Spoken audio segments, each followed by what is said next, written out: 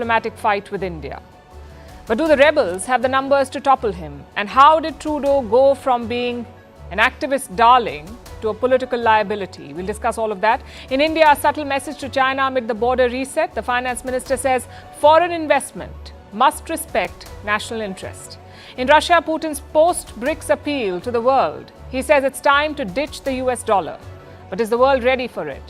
In West Asia, Al Jazeera is under the spotlight again. Israel says their journalists worked for Hamas.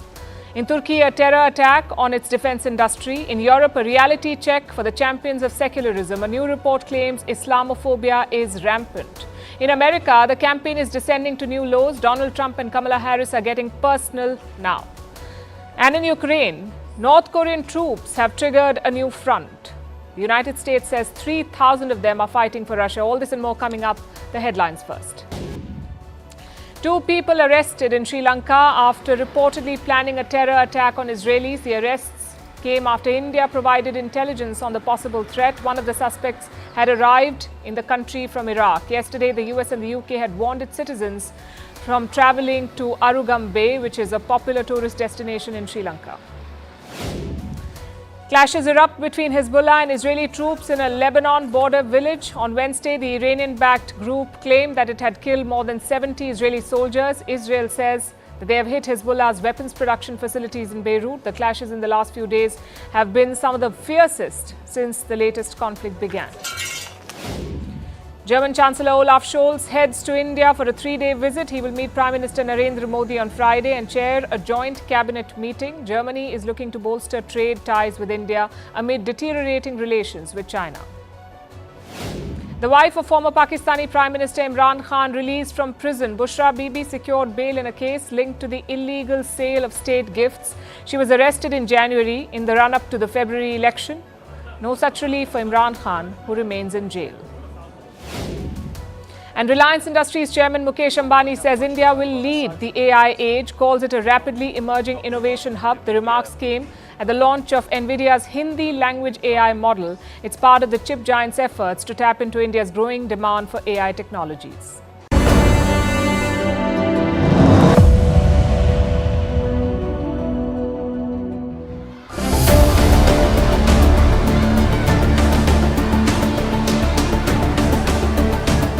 I didn't make history tonight. You did.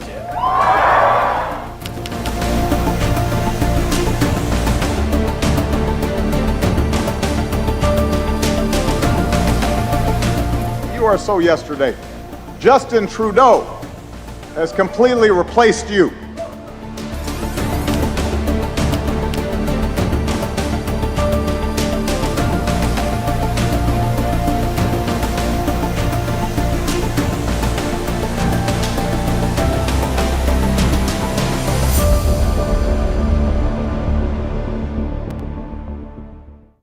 Justin Trudeau is facing a mutiny. His ship is sinking, rival sailors are closing in, but the captain appears clueless, which is why the crew is taking matters into their own hands. They want a new captain, or in this case, a new Prime Minister. As you know, Trudeau leads the Liberal Party in Canada. On Wednesday, their lawmakers met in Ottawa. No cameras, though. This was a closed-door meeting. Around 20 MPs voiced their opposition to Prime Minister Justin Trudeau. They asked him to resign before the next election. 24 of them also signed a letter, or rather an ultimatum. Resign by October 28th or face a revolt. Now, to put that in context, the Liberal Party has 153 MPs in Parliament. 24 of them are rebelling. Trudeau himself addressed his lawmakers at this meeting. He said that he would reflect on what was said. But he did not say that he would resign. Now, this mutiny raises 2 questions. 1, why now? And 2, what happens next? Now, the first answer is simple. Because Trudeau has run Canada into the ground. Cost of living is high, the immigration system is broken, and jobs are running out. Canada's unemployment was 6.6% in August. That's a 7-year high if you exclude the pandemic years. So naturally, the people want him out. Just look at the opinion polls. Trudeau's party is at 23%. That's the kind of support they have, 23%. And look at the opposition. The Conservative Party, led by Pierre Poilievre, they are polling at 42.5%.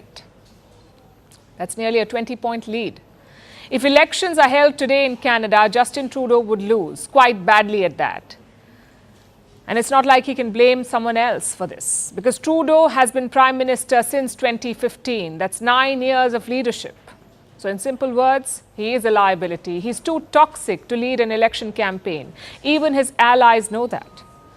After 2021, Trudeau's government was propped up by Jagmeet Singh, the Khalistani leader of the NDP, the New Democratic Party, NDP. But last month, Jagmeet dumped Trudeau. He said he would fight the election alone. Do you know why? Because Trudeau is a liability. And now even his own party leaders realize that. In yesterday's meeting, one of them used the example of the United States. The Democrats swapped out Joe Biden for Kamala Harris, and that swap did give them a boost. So the rebels say, let's do the same in Canada. Swap out Trudeau to infuse some energy. Which brings us to the second question. What happens next? Well, the decision is entirely up to Trudeau. The Liberal Party does not have a provision to remove its leader, not unless they lose a general election. If they lose, there is a confidence vote. And after that vote, a new leadership contest.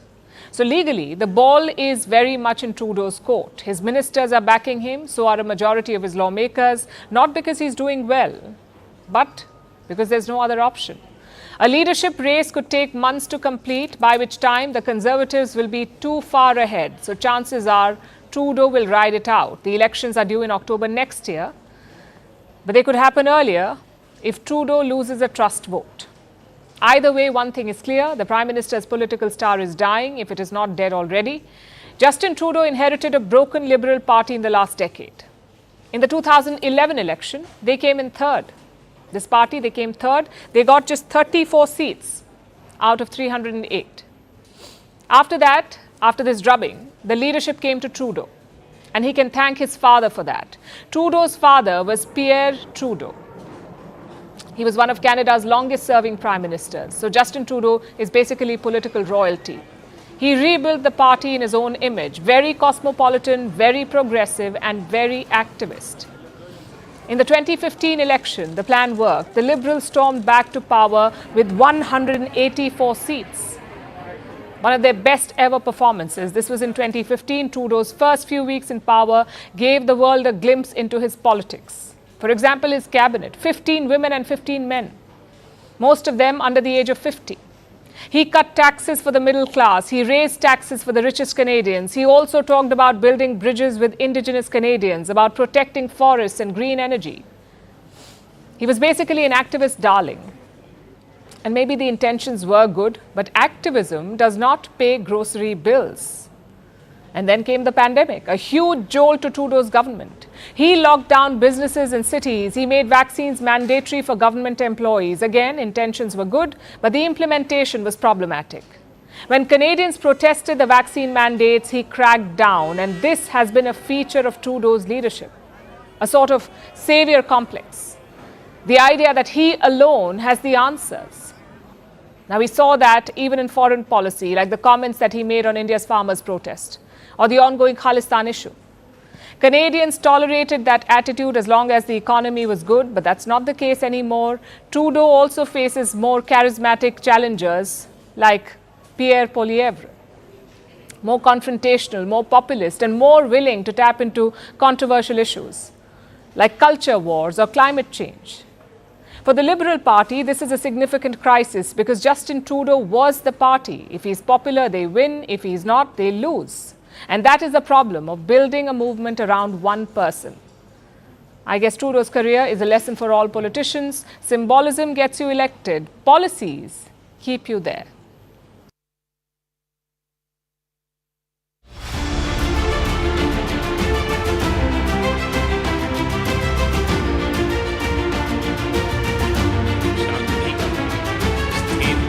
I cannot blindly receive FDI.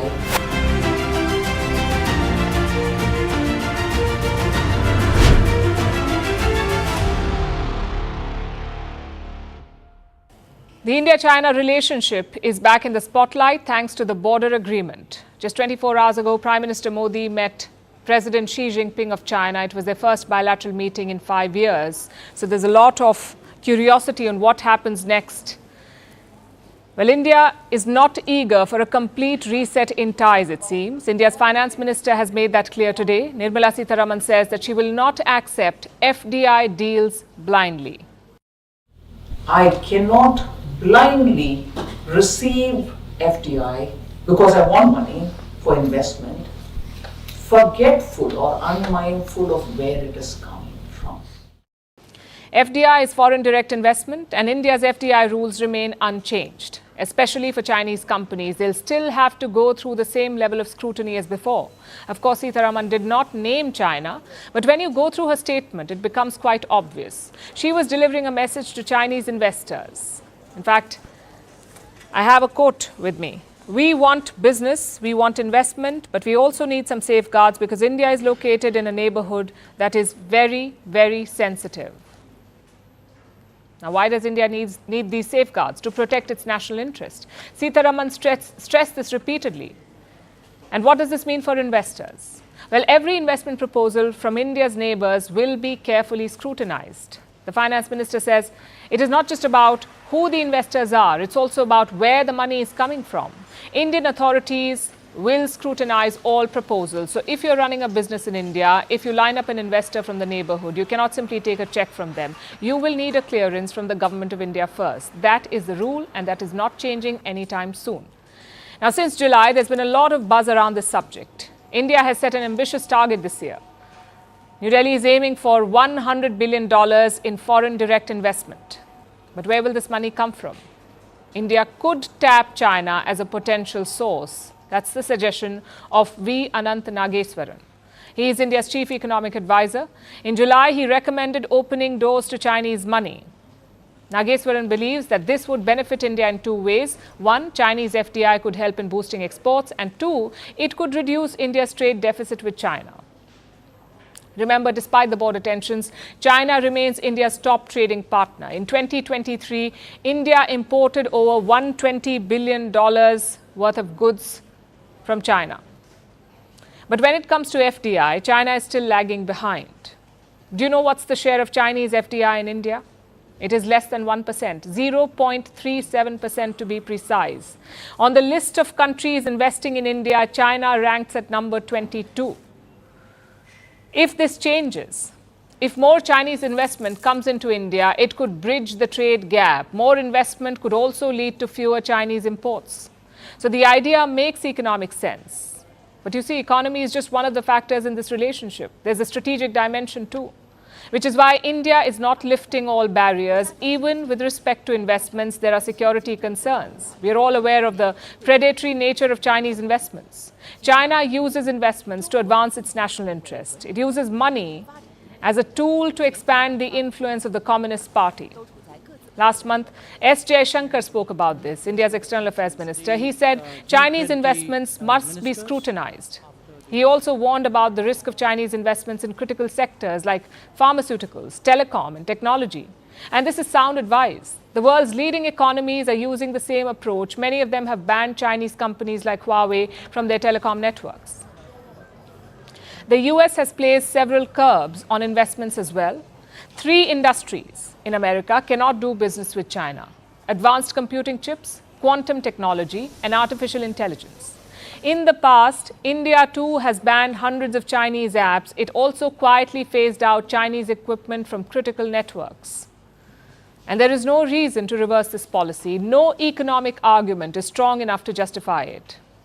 Granting full freedom to Chinese investors would mean compromising on India's national security.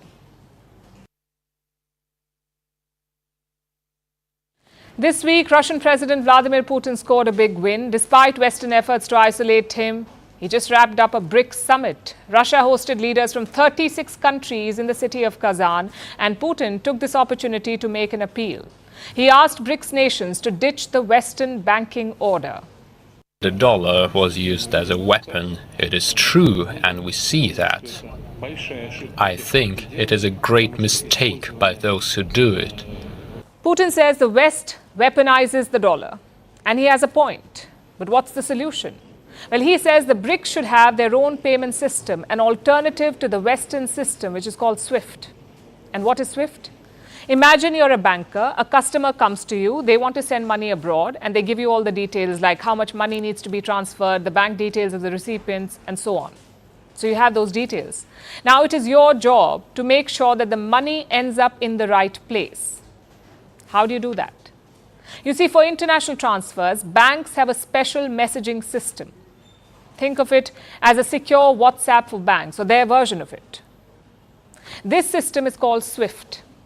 So as a bank, when you transfer money for your customer, you open the SWIFT system. There you send a message to the recipient's bank.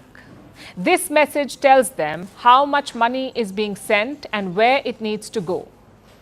Now, while SWIFT does not move the money itself, it makes sure that the money ends up in the right place. SWIFT stands for Society for Worldwide Interbank Financial Telecommunication, SWIFT. SWIFT is what enables international banking. So the system plays a vital role. Without it, you cannot participate in international banking. More than 11,000 banks and financial institutions use the SWIFT system. They are based in more than 200 countries and territories. Now, SWIFT is technically a neutral organization. It is based in Belgium, but the West wields significant influence over SWIFT. The system itself was created by a consortium of US and European banks in 1973. So if Western nations want, they can push a country out of SWIFT, and that's exactly what they did to Russia. When Russia invaded Ukraine in 2022, Western nations sanctioned 7 Russian banks. They were removed from the SWIFT system. Effectively, these banks were cut off from global trade and international markets. They could not finance international projects. They could not make or receive payments from their customers outside. So you can imagine why Putin is upset with the Western system and why he's pushing BRICS to come up with an alternative. Another villain in the story is the US dollar. It dominates the global banking system. So Putin is talking about de-dollarization. In fact, BRICS has been discussing this for a while. In the last summit too, de-dollarization came up. South Africa was the host then. BRICS leaders agreed to keep talking, but they haven't been able to come up with any alternatives yet. Individually, BRICS members have their own arrangements. They trade in their native currencies, mostly through bilateral arrangements. And the group may want to de-dollarize, but central banks across the world are not ready for this. They still depend on the greenback. Most foreign exchange reserves are still held in the US dollar. The share of the US dollar in forex reserves internationally stands at 59%. So how can the BRICS break the dollar's hegemony? Can India help in building an alternative system? At the Kazan summit, Prime Minister Modi made a pitch for India's UPI. BRICS देशों के बीच financial integration बढ़ाने के लिए प्रयासों का हम स्वागत करते हैं। लोकल करेंसीज में व्यापार और सुगम रूप से क्रॉस बॉर्डर पेमेंट से हमारा आर्थिक सहयोग सुदृढ़ होगा। भारत द्वारा बनाया गया यूनिफाइड पेमेंट्स इंटरफेस यानी यूपीआई भारत की एक बहुत बड़ी सक्सेस स्टोरी है। इसे कई देशों में अपनाया गया है। Prime Minister Modi was referring to the UAE, the newly minted member of BRICS. This year, UPI was introduced in Dubai. UPI stands for Unified Payment System. It is the backbone of digital payments in India. So far, the UPI has been rolled out in 7 countries, and this list is expected to grow in the coming months. Over 30 countries have shown interest in adopting this Indian system. So should the BRICS consider using it too? Well, the idea is appealing, but not without its own set of challenges. Like, how would a single platform handle multiple currencies? How do you settle transactions in real time without the risk of currency devaluation? More importantly, how do you build consensus among member countries to adopt the UPI? Would India, for instance, be willing to share the UPI with members like China, a neighbor that keeps challenging India's sovereignty? Clearly, a lot of work needs to be done on all these fronts. Having said that, the BRICS must keep exploring all alternatives. You see, the global order cannot be changed in one day, but it can certainly be challenged, one initiative at a time.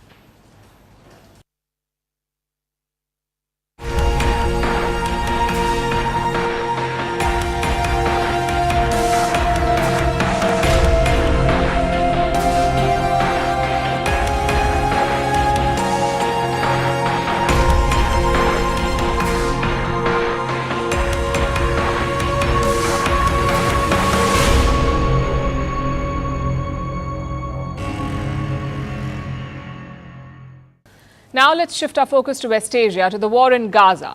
Israel has set its sights on an old foe. It is going after Al Jazeera once again. Al Jazeera is a news network based in Qatar. It is the only international news platform with journalists on the ground in Gaza. And Israel has always been at loggerheads with this group. And that's putting it mildly. Israel says that Al Jazeera employees in Gaza work for Hamas. Yesterday, the Israeli military put out this post. They named 6 Al Jazeera journalists and accused them of being members of terrorist groups in Gaza, both Hamas and the Palestinian Islamic Jihad, or PIJ. Israel says that Al Jazeera journalists are members of these groups, and they say that they have proof that they have found, and I'm quoting, numerous documents like personnel files, list of terrorist training courses, phone directories, and even salary slips. Israel claims that these documents prove that the 6 Al Jazeera journalists are also terrorists. And what does Al Jazeera have to say about this? Well, they have, and I'm quoting again, vehemently condemned the accusations. Al Jazeera says that the Israeli charges are unfounded, baseless, and a pretext for further violence against its staff. And that last part is a counter-accusation. Al Jazeera says that Israel is setting the stage to kill more of its journalists in Gaza.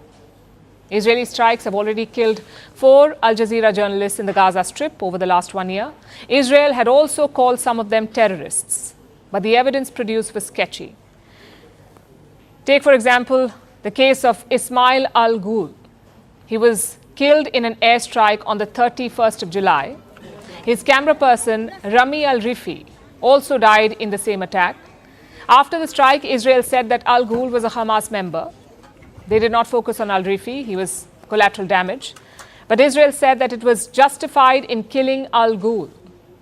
And that, and I'm quoting again, that he was an engineer in Hamas's elite Nakba brigade. He apparently got the job in 2014. The documents also say that he had received a military rank in the year 2007. But here's the problem with this. Al-Ghul was born in 1997. So the Israel documents say that he had a military rank at the age of 10 and that he was an engineer for an elite unit at the age of 16 or 17. Now, either Gaza has the world's best engineering colleges or the Israeli documents need to be scrutinized further. Either way, Israel called al-Ghul a member of Hamas and then escalated their fight with Al Jazeera. You may remember these visuals. These are from September 22nd, when Israeli forces raided Al Jazeera's offices in Ramallah. It's a city in the West Bank. It was Al Jazeera's headquarters for Israel and the Palestinian territories. The IDF raided the office and forced them to shut down for 45 days. So Israel has a history of targeting Al Jazeera. As far as they're concerned, this is a propaganda outlet. And that part is not wrong. Al Jazeera is an arm of the government of Qatar. It was founded in 1996 to boost the Gulf nation's international profile. The network toes the Qatari line, so its coverage is biased, but that doesn't necessarily mean that it recruits terrorists. Israel has every right to question their biased coverage, but not to call them terrorists on flimsy grounds and then bomb them to oblivion, which is extreme. Not to mention a dangerous trend in a world where the first set of people cornered government's target are journalists.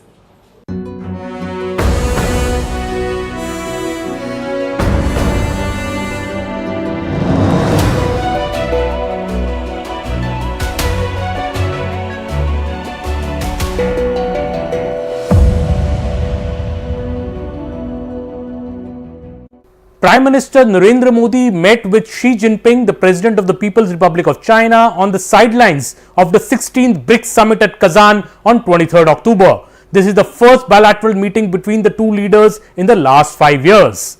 The Galwan clash had led to deterioration in relations between both sides and tensions at the LAC. This comes after India and China declared disengagement at all friction points at the LAC 2 days ago. But how was this achieved? The inside story we have from top government sources is that China was also eager to resolve the LAC issue lately. Mr. Modi's twin visits to Russia in the last 3 months, despite pressure from the US, got China on board for an agreement, top sources say. The talks reached an advanced stage in the last 6 months, leading to a full disengagement now. Top sources said that the disengagement and the de-escalation on LAC will be quick as well, with both sides eager to move fast to settle the issue. Patrolling from both sides will also begin soon on both sides of the LAC. The de-induction of the troops will be the final step of this process, which will depend on India's watch and verify approach with China. Well, the urgency to settle this issue quick reflected in Mr. Modi's talks with Jinping as well. Mr. Modi welcomed the recent agreement for complete disengagement and the resolution of issues that arose in 2020 in the India-China border areas. PM Modi also underscored the importance of properly handling differences and disputes and not allowing them to disturb peace and tranquility. The two leaders in fact have agreed that the special representatives on the India-China boundary question will meet at an early date to oversee the management of peace and tranquility in border areas and to explore a fair, reasonable and mutually acceptable solution to the boundary question. The early date being requested by both sides for these talks shows the urgency, as I said earlier, for a de-escalation on the LAC in a quickest possible time. The relevant dialogue mechanisms at the level of foreign ministers and other officials will also be utilized to stabilize and rebuild bilateral relations, a statement from India has said. The two leaders in fact affirmed that a stable, predictable and amicable bilateral relation between India and China as the two neighbors and the two largest nations on earth will have a positive impact on regional as well as global peace and prosperity. It will also contribute to a multipolar Asia and a multipolar world, the statement by India has significantly said. The two leaders have also underlined the need to progress bilateral relations from a strategic and a long-term perspective, enhancing strategic communication and explore cooperation to address developmental challenges. 31 rounds of diplomatic meetings and 21 rounds of military talks over 4 years and two crucial meetings that Foreign Minister S. Jaishankar and China's Foreign Minister Wang Yi in July has paved the way for India and China to achieve this agreement over disengagement at the LAC. There were 7 points of conflict on the LAC since the Galwan clash in 2020, 5 of which had seen disengagement, but the troops from both sides had remained in an eyeball-to-eyeball conflict in Depsang Plains and Demchok. Both sides have now disengaged on the remaining 2 points too. Prime Minister Narendra Modi met with Xi Jinping, the President of the People's Republic of China, on the sidelines of the 16th BRICS summit at Kazan on 23rd October. This is the first bilateral meeting between the two leaders in the last 5 years. The Galwan clash had led to deterioration in relations between both sides and tensions at the LAC. This comes after India and China declared disengagement at all friction points at the LAC 2 days ago. But how was this achieved? The inside story we have from top government sources is that China was also eager to resolve the LAC issue lately. Mr. Modi's twin visits to Russia in the last 3 months, despite pressure from the US, got China on board for an agreement, top sources say. The talks reached an advanced stage in the last 6 months, leading to a full disengagement now. Top sources said that the disengagement and the de-escalation on LAC will be quick as well, with both sides eager to move fast to settle the issue. Patrolling from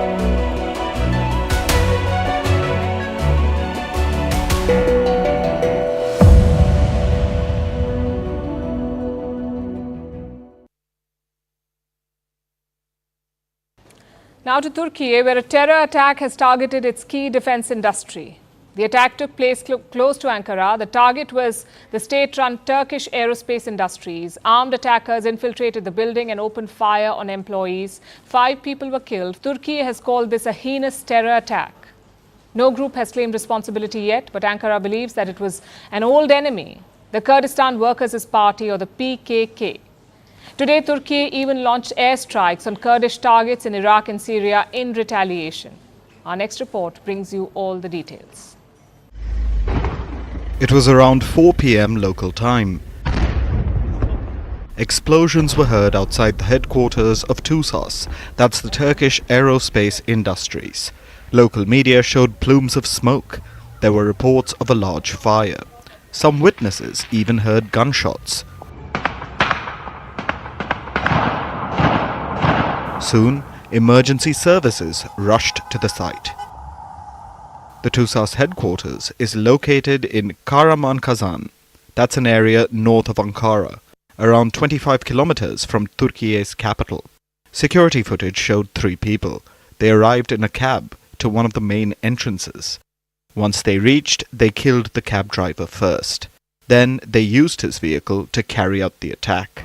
Witnesses believe that the attackers were familiar with the layout of the building. They entered it and started firing shots. The attack happened during the time of a shift change. Many employees were leaving, and they found themselves in the middle of the attack. 4 people were killed in the shooting, and 5 overall, including the cab driver. At least 22 others were injured, including Special Operation Forces. The staff were taken to shelters and kept there for several hours. The attackers were in plain clothes. They wore backpacks and had an assault rifle. One of them was a woman. 2 have been killed by the security forces. No group has claimed responsibility yet for this. President Recep Tayyip Erdogan wasn't in Turkey when the attack happened. He was in Russia's Kazan for the BRICS summit. Countries there expressed their condolences. Erdogan called it a heinous terrorist attack. Ankara is now blaming the Kurdistan Workers' Party, or the PKK, for the attack. When compared to previous similar attacks, we have a strong opinion that it is the PKK, Kurdistan Workers' Party, terrorist organization. But as I said, it will become certain once the identities of the attackers are determined, which we will announce with you to the public, our saintly people. The PKK was founded in the late 1970s. Its mission is to create a separate country called Kurdistan. Some context now. The Kurds are an ethnic group in West Asia, like Arabs and Persians, but the Kurds don't have a country. They're spread across multiple states like Syria, Iraq, Turkey, and Iran. In the late 70s, Kurds in Turkey began to agitate. They demanded a separate country. Ankara rejected these demands, so they became more radical. They found a safe haven in northern Iraq, and from there they launched attacks, suicide bombings, ambushes, kidnappings. Some 40,000 people have been killed so far. Turkey considers the PKK to be a terrorist organization. So does the US and the European Union. Over the years, terror threats from the group have waned, but Turkey doesn't believe that. Today, it launched strikes on Kurdish targets in northern Iraq and Syria. The targets included military and intelligence facilities, ammunition depots, as well as logistical and energy infrastructure. The attack comes at a crucial time. A major trade fair for defense and aerospace industries is underway in Istanbul. The TCAS is a key player in Turkey's defense industry. It built the country's first indigenous fighter jet, the Khan. Ankara is looking at this as an attack on its crucial defense industry. So it will not rest easy until the threat is completely neutralized.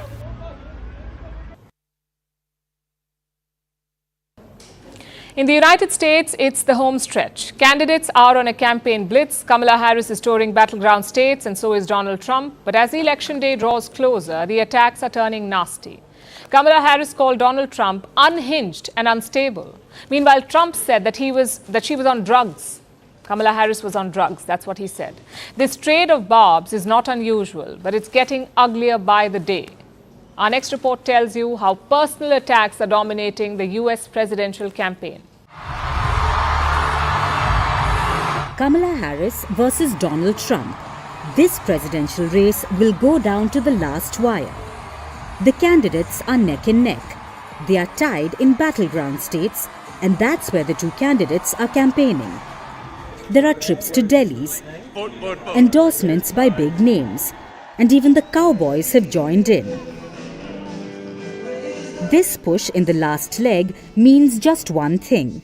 The election is as close as it gets. It could be anyone's victory at this point. And amid all of this, Donald Trump and Kamala Harris seem to have the same strategy. A flurry of personal attacks. She interviews, she was so bad. She gave an answer. This never happened to me. Why does it happen? She gave an answer that was so bad that they changed it. They took it out, threw it out. They didn't like edit a little bit, take a word out. No. They took the entire, it was a long, stupid, she didn't know where the hell she was going. Does she drink? Is she on drugs? I don't know. I have no idea. Donald Trump is increasingly unhinged and unstable. And in a second term, people like John Kelly would not be there to be the guardrails against his propensities and his actions. Those who once tried to stop him from pursuing his worst impulses would no longer be there, and no longer be there to rein him in. So the bottom line is this. We know what Donald Trump wants. He wants unchecked power. Now, none of this is new for Donald Trump. His personal attacks started last year. Then it was against US President Joe Biden. He was default Democratic presidential nominee, and Trump went after him. He questioned his mental health. He cracked jokes about his age. He called him mentally impaired. Joe Biden became mentally impaired. Kamala was born that way. That had to stop after Biden stepped down. Trump could no longer question him. So he trained his guns on his successor, Kamala Harris. The Trump campaign has questioned everything from her policies to her laugh. What happened to her laugh? I haven't heard that laugh in about a week. That's why they keep her off the stage. That's why she's disappeared. That's the laugh of a crazy person, I will tell you, if you haven't known it. It's a crazy. She's crazy. The barb exchange has now intensified after the recent claims of Trump's former White House Chief of Staff, John Kelly. He said Trump met the definition of a fascist. He claims the former president had once said that Adolf Hitler did some good things. The Democrats are using this as fodder. All of this is further evidence for the American people of who Donald Trump really is. This is a window into who Donald Trump really is. From the people who know him best, from the people who worked with him side by side in the Oval Office and in the Situation Room. Economy, immigration, national security, freedom of speech, abortion rights. These are some of the key issues in the 2024 elections. That's what the headlines should be about. Yet, the two candidates are busy getting personal. As the election day draws closer, looks like the presidential race is hitting some new lows.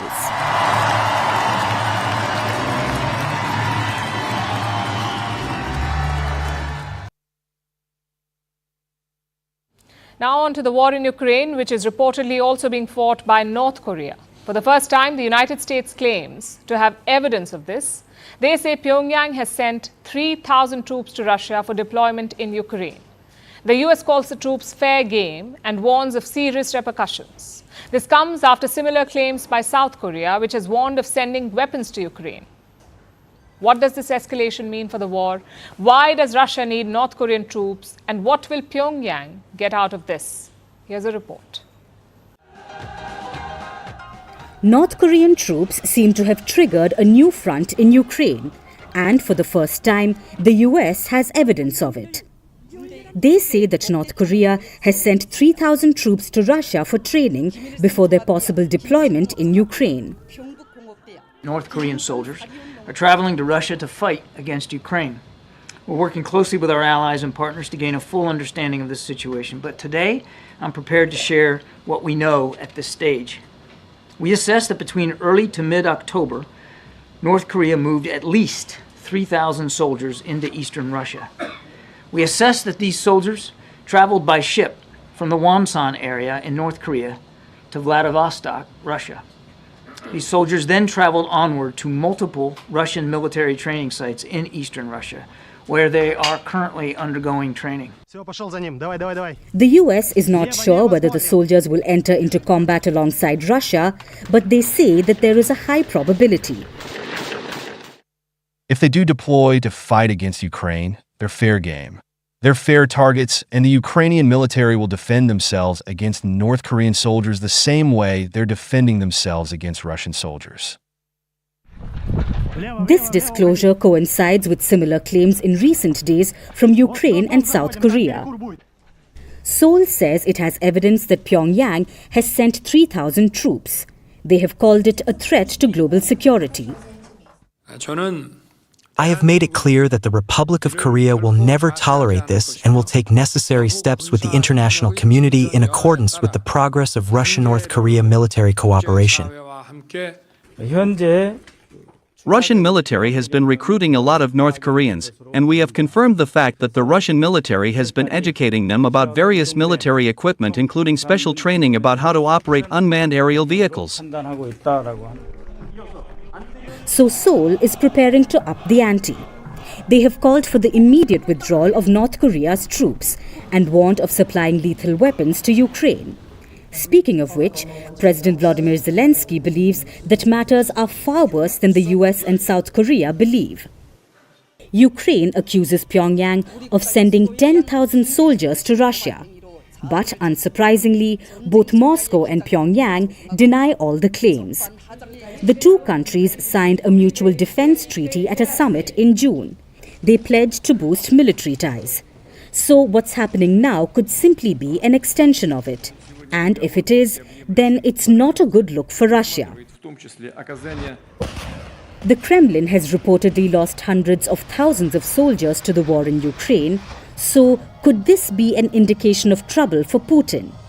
If yes, then North Korea may benefit from it. The South worries that Russia will reward Pyongyang with sophisticated weapon technology to boost its nuclear program, which is crucial for leader Kim Jong-un amid the soaring tensions between the two Koreas this year. For our last story tonight, let's go back to February 28th, when 14-year-old Suel Setzer took out his phone and texted his best friend, Danny. Setzer told Danny that he misses her, and Danny urged him to come home to her. So Setzer put down the phone, took his stepfather's gun and pulled the trigger. He killed himself. Setzer lived in Florida.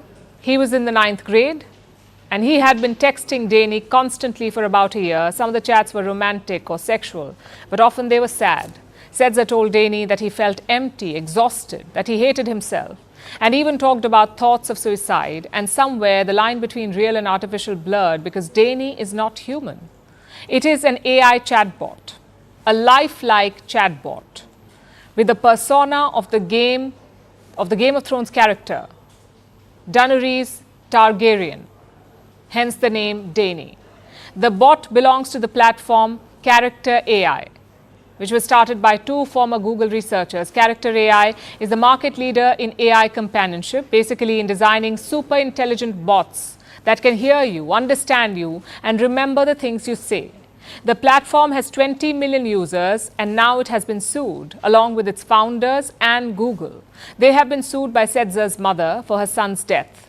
She alleges wrongful death, negligence, and product liability, like using teens' data to train AI models, using addictive features, steering teens towards sexual conversations, all without proper safeguards. So the AI platform is in hot water, and they have issued a statement saying that they acknowledge the tragic situation and that they take user safety, quote unquote, very seriously. Well, that may be, but they don't seem to be doing a very good job at it. AI, much like social media, is booming, and it is largely unregulated. Thousands of AI apps are designed to simulate relationships. Chatbots are improving by the day. They can remember past conversations, adapt to communication styles, role play as real-life people, even send AI-generated selfies. AI is also embedded in toys, video games, and learning software. Meanwhile, on social media, algorithms are telling the young what to watch, what to read, and who to be friends with. There is a wave of tech-fueled harms. Yet where are the guardrails? They barely exist. The reason is apathy. But governments say it is the lack of research. Policies need concrete surveys and data to back them. When it comes to tech use among children and teens, there isn't enough. Yes, studies show that social media and AI expose the young to hate-based, sexual and depressive content. But so far, there is no definite link between social media or AI and suicide or depression. Well, part of this is true. Adolescent mental health issues rarely stem from one single cause. But it's also absurd to miss the link. Between 2007 and 2021, the incidence of youth suicide has risen by 62%. This coincides with the rise of social media and AI. Studies show that when life satisfaction goes down among teens, social media use goes up. Plus, AI-generated child sex abuse images are on the rise. How is this not proof?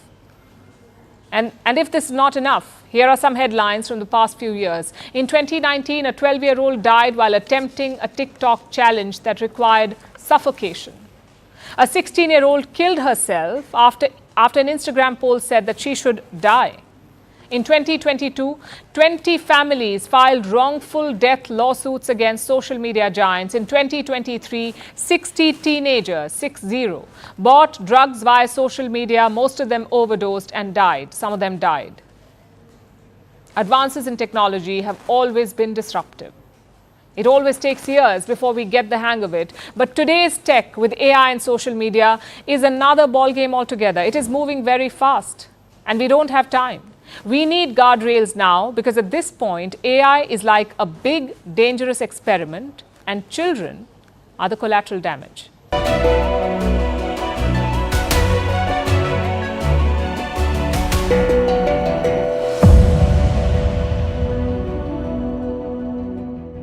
Prime Minister Narendra Modi met with Xi Jinping, the President of the People's Republic of China, on the sidelines of the 16th BRICS summit at Kazan on 23rd October.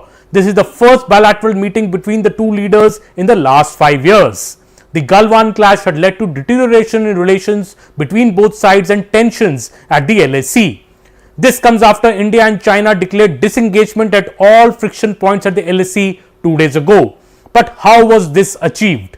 The inside story we have from top government sources is that China was also eager to resolve the LAC issue lately. Mr. Modi's twin visits to Russia in the last 3 months, despite pressure from the US, got China on board for an agreement, top sources say. The talks reached an advanced stage in the last 6 months, leading to a full disengagement now.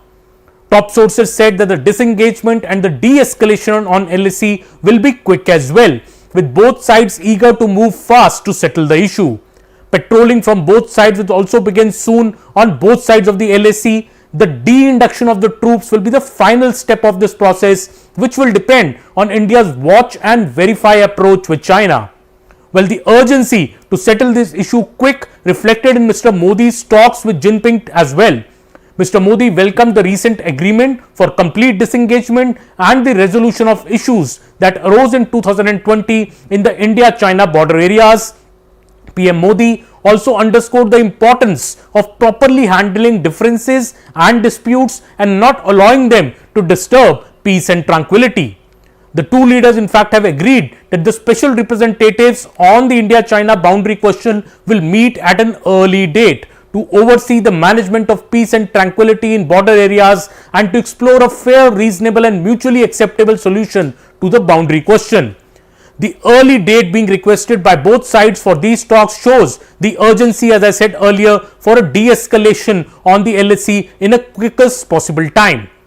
The relevant dialogue mechanisms at the level of foreign ministers and other officials will also be utilized to stabilize and rebuild bilateral relations, a statement from India has said. The two leaders in fact affirmed that a stable, predictable and amicable bilateral relation between India and China as the two neighbors and the two largest nations on earth will have a positive impact on regional as well as global peace and prosperity.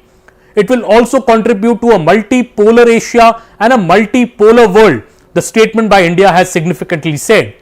The two leaders have also underlined the need to progress bilateral relations from a strategic and a long-term perspective, enhancing strategic communication and explore cooperation to address developmental challenges. 31 rounds of diplomatic meetings and 21 rounds of military talks over 4 years and 2 crucial meetings that Foreign Minister S. Jaishankar and China's Foreign Minister Wang Yi in July has paved the way for India and China to achieve this agreement over disengagement at the LAC. There were 7 points of conflict on the LAC since the Galwan clash in 2020, 5 of which had seen disengagement, but the troops from both sides had remained in an eyeball-to-eyeball conflict in Depsang Plains and Demchok. Both sides have now disengaged on the remaining 2 points too. Prime Minister Narendra Modi met with Xi Jinping, the President of the People's Republic of China, on the sidelines of the 16th BRICS summit at Kazan on 23rd October. This is the first bilateral meeting between the two leaders in the last 5 years. The Galwan clash had led to deterioration in relations between both sides and tensions at the LAC. This comes after India and China declared disengagement at all friction points at the LAC 2 days ago. But how was this achieved? The inside story we have from top government sources is that China was also eager to resolve the LAC issue lately. Mr. Modi's twin visits to Russia in the last 3 months, despite pressure from the US, got China on board for an agreement, top sources say. The talks reached an advanced stage in the last 6 months, leading to a full disengagement now. Top sources said that the disengagement and the de-escalation on LAC will be quick as well, with both sides eager to move fast to settle the issue. Patrolling from both sides will also begin soon on both sides of the LAC. The de-induction of the troops will be the final step of this process, which will depend on India's watch and verify approach with China. Well, the urgency to settle this issue quick reflected in Mr. Modi's talks with Jinping as well. Mr. Modi welcomed the recent agreement for complete disengagement and the resolution of issues that arose in 2020 in the India-China border areas. PM Modi also underscored the importance of properly handling differences and disputes and not allowing them to disturb peace and tranquility. The two leaders in fact have agreed that the special representatives on the India-China boundary question will meet at an early date to oversee the management of peace and tranquility in border areas and to explore a fair, reasonable and mutually acceptable solution to the boundary question. The early date being requested by both sides for these talks shows the urgency, as I said earlier, for a de-escalation on the LAC in a quickest possible time.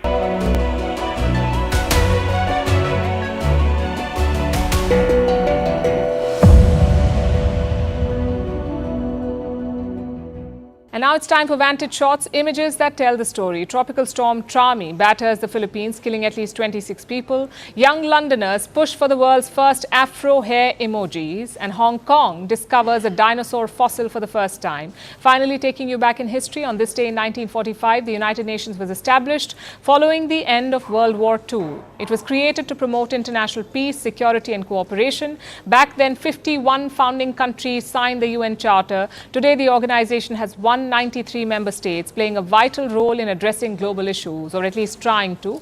We're leaving you on that note. Thank you for watching. We'll see you tomorrow.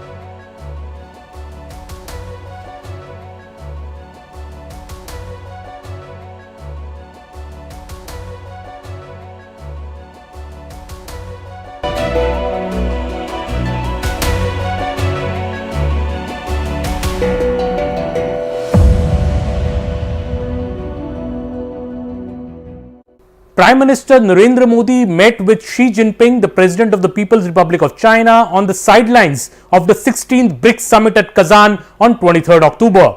This is the first bilateral meeting between the two leaders in the last 5 years. The Galwan clash had led to deterioration in relations between both sides and tensions at the LAC. This comes after India and China declared disengagement at all friction points at the LAC 2 days ago. But how was this achieved? The inside story we have from top government sources is that China was also eager to resolve the LAC issue lately. Mr. Modi's twin visits to Russia in the last 3 months, despite pressure from the US, got China on board for an agreement, top sources say. The talks reached an advanced stage in the last 6 months, leading to a full disengagement now. Top sources said that the disengagement and the de-escalation on LAC will be quick as well, with both sides eager to move fast to settle the issue. Patrolling from both sides will also begin soon on both sides of the LAC. The de-induction of the troops will be the final step of this process, which will depend on India's watch and verify approach with China. Well, the urgency to settle this issue quick reflected in Mr. Modi's talks with Jinping as well. Mr. Modi welcomed the recent agreement for complete disengagement and the resolution of issues that arose in 2020 in the India-China border areas. PM Modi also underscored the importance of properly handling differences and disputes and not allowing them to disturb peace and tranquility. The two leaders in fact have agreed that the special representatives on the India-China boundary question will meet at an early date to oversee the management of peace and tranquility in border areas and to explore a fair, reasonable and mutually acceptable solution to the boundary question. The early date being requested by both sides for these talks shows the urgency, as I said earlier, for a de-escalation on the LAC in a quickest possible time. The relevant dialogue mechanisms at the level of foreign ministers and other officials will also be utilized to stabilize and rebuild bilateral relations, a statement from India has said. The two leaders in fact affirmed that a stable, predictable and amicable bilateral relations between India and China as the two neighbors and the two largest nations on earth will have a positive impact on regional as well as global peace and prosperity. It will also contribute to a multipolar Asia and a multipolar world, the statement by India has significantly said. The two leaders have also underlined the need to progress bilateral relations from a strategic and a long-term perspective, enhancing strategic communication and explore cooperation to address developmental challenges. 31 rounds of diplomatic meetings and 21 rounds of military talks over 4 years and 2 crucial meetings that Foreign Minister S. Jaishankar and China's Foreign Minister Wang Yi in July has paved the way for India and China to achieve this agreement over disengagement at the LAC. There were 7 points of conflict on the LAC since the Galwan clash in 2020, 5 of which had seen disengagement, but the troops from both sides had remained in an eyeball-to-eyeball conflict in Depsang Plains and Demchok. Both sides have now disengaged on the remaining 2 points too. Prime Minister Narendra Modi met with Xi Jinping, the President of the People's Republic of China, on the sidelines of the 16th BRICS summit at Kazan on 23rd October. This is the first bilateral meeting between the two leaders in the last 5 years. The Galwan clash had led to deterioration in relations between both sides and tensions at the LAC. This comes after India and China declared disengagement at all friction points at the LAC 2 days ago. But how was this achieved? The inside story we have from top government sources is that China was also eager to resolve the LAC issue lately. Mr. Modi's twin visits to Russia in the last 3 months, despite pressure from the US, got China on board for an agreement, top sources say. The talks reached an Hello and welcome to the late night edition with me, Ayushman Singh Jamwal. Big breaking news coming in from Jammu and Kashmir, where the shadow of terror continues to loom across the Kashmir Valley. What we are learning is that there has been a major terror attack in the tourist hotspot of Gulmarg in Jammu and Kashmir. 4 personnel, including 2 Jawans and 2 local porters, have been killed in an ambush on an army vehicle by terrorists. 2 Jawans are in critical condition. Now, hotels in the tourist hotspot of Gulmarg have been ordered to ask guests to stay indoors in the tourist town of Gulmarg.